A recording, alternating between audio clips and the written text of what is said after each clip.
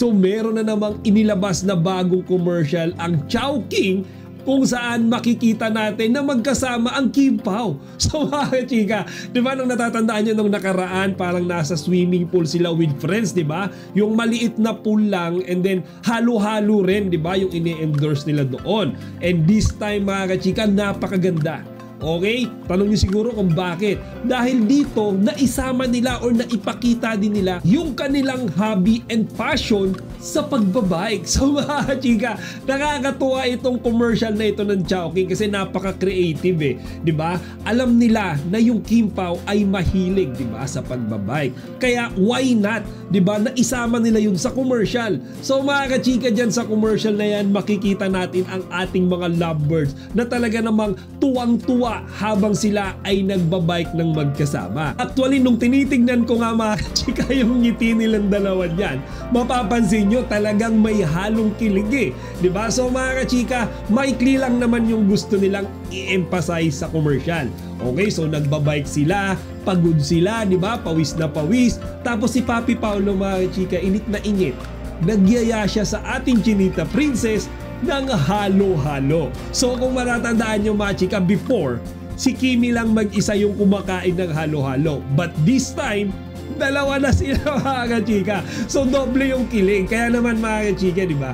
Kahit napakainit ng panahon dito sa Pilipinas, nung nakita natin si Kimi tsaka si Paolo kumakain ng halo-halo ng Chowking, mga chika, para akong biglang nasa aircon eh. Diba? Kahit hindi ako yung mismong kumakain, just seeing them, our idols mga chika, na kumakain ng malamig, diba? At napakasarap na halo-halo na yan, parang natitikman ko na rin eh. And I think that's the exact same reason kung bakit silang dalawa talaga yung ginawang endorser ng Chowking. Kaya ngayon mga chika, naiisip ko nga, baka dyan sa mga Chowking food chains na makikita natin, marami kayong makikitang mga siklista, okay, mga nagbabike, okay, mga same passion ni Kimi tsaka ni Paolo, tapos kumakain ng halo-halo sa Chowking. Bakit? Kasi nakita nila si Kimi tsaka si Paolo na pagod sa pagbabike, na wala yung init na nararamdaman nila nung kumain sila ng Chowking halo-halo. Pero overall mga chika, nakakamiss to. Okay, nakakamiss yung makita ulit natin si Kimi tsaka si Paolo na magkasama in one clip. Okay, in one short video. Kasi 'di ba nung mga nakaraang araw talagang sobrang tahimik, 'di ba? Walang mga balita sa Kim Pao. Actually, this commercial mga chika, I think this was taken 1 to 2 weeks ago. Okay, kasi may mga nagkalat na mga pictures sa online, 'di ba, sa social media, kung saan makikita natin si Kimi tsaka si Paolo na nakasuot sila ng kanilang bicycle or cycling get up, 'di ba? Naka-helmet, tapos yung full gear talaga sila sa pagbabike. So mga chika, picture lang 'yun. Yun pala sa Chowking pala yun. Kaya naman, in behalf of all the Kim Pao fans, nagpapasalamat ako sa Chowking sa pagbibigay ng another paayuda sa ating lahat. Okay, seeing Kimi and Paolo sa commercial na yan mga chika, napangiti nila tayo. Okay, and then another Kim Pao update naman tayo mga chika, and this is more on Kimi. Okay, so nakita nga natin this past few days, sunod-sunod yung mga ganap ni Kimi sa kanyang birthday. Tawag nga nila dito mga chika, parang birthday week ni Kimi. We saw our Chinita Princess celebrating her birthday nung mag-isa lang siya, di ba, sa Balisin Island. May mga video rin tayong nakita na nagsiselebrate siya kasama yung kanyang mga pamangkin, di ba, yung kanyang mga friends, family, and yung iba mga kachika, yung kanyang mga nakatrabaho sa industriya ng showbiz. Pero mga chika, this is what I noticed. Okay? Kahit talagang madami yung mga birthday videos ni Kimi, kasama yung iba't ibang mga tao, napaka low profile niya. Okay, napakasimple. Bakit? Kasi mga chika, wala naman siyang bonggang celebration eh. 'Di ba? Kung titingnan niyo, 'di ba, nung mahal na araw, inispend niya 'yun sa Balisin Island, 'di ba, nung April 19. And then mga chika, yung mga sumunod na celebration, wala naman siyang in-invite na maraming tao eh. 'Di ba? Wala naman tayong nakitang parang Kimi's birthday party na bonggang-bongga, napakadaming mga fellow artista niya na invited, di ba? Or vast majority ng kanyang pamilya ay kasama niya. Wala mga kachika. She chose to celebrate it simply Okay, gusto niya simple lang. Nakakatuwa yan mga chika kasi syempre despite of all the blessings, di ba? Talagang alam natin si Kimi napakaraming mga endorsements ngayon. Yung recent project niya, yung My Love Will Make You Disappear na talagang kumita ng milyones sa takilya. Di ba mga chika? Hindi siya bongga. Napaka low profile, napaka simple, napaka humble. Pero mga chika, ako naiisip ko lang ano kaya yung naging celebration ni Kimi tsaka ni Paolo together? Okay, ano kaya yung mga ginawa ni Paolo Abilino nung sinelebrate nila mga chika yung birthday ni Kimi? Okay, again, that's a private one. Okay, syempre hindi nila ipapakita sa atin yan. Pero for me personally, I think it's safe to assume na talagang nag-celebrate silang dalawa ng magkasama. Siguro hindi lang talaga na i-post publicly, di ba? Wala lang talagang mga fans na nakakuha ng mga picture nila, yung mga stolen shot. Pero definitely yan, meron yan. And lastly mga chika, ang daming nakasalumuhan ni Kimi nitong birthday week niya. Kagaya nga no sinabi ko kanina, she spent it with her loved ones, di ba? Yung kanyang mga kasamahan sa trabaho, di ba? Sa It's Showtime, yung kanyang mga relatives, di ba? Yung kanyang family. Pero yung pinaka nagustuhan ko mga chika ay hindi niya pa rin nakalimutan na i-celebrate ito sa charity.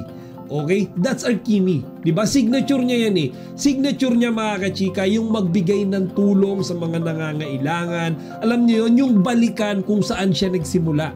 Diba? Isa siya dun sa mga piling artista mga kachika na nanggaling sa hirap. Tapos kahit na sobrang taas niya na, okay, might masabi natin, tawag nga sa kanya mga chika, Queen Kim Chiu. Okay, so parang reyna level na sa showbiz. Ginagawa niya pa rin mga kachika yung nakasanayan niya na. Yung talagang tradisyon niya na i-celebrate din ito doon sa mga taong nangangailangan, mahihirap, mga bata mga kachika, malapit si Kimi sa mga bata. Tsaka yung tao mga kachika na iniidolo siya. Okay, yung kanyang mga fans. At syempre mga chika, dahil nga last day na ngayon ng April, next month, birth month naman ng ating poging-pogi na si Paolo Abilino. So most likely mga chika, maraming ganap. Okay, si Paolo next month, pero medyo private si Paolo eh. So siguro mag-aantay tayo kung meron bang mga lalabas, mga stolen videos and pictures nung kanyang birthday celebration.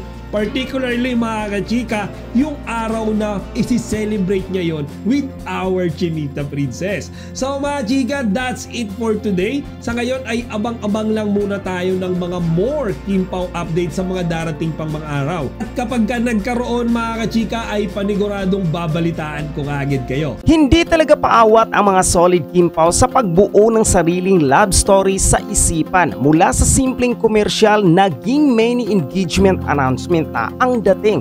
Talagang ang creativity ng fandom ibang level. Ang simpleng handover ng halo-halo ginawang proposal moment pa.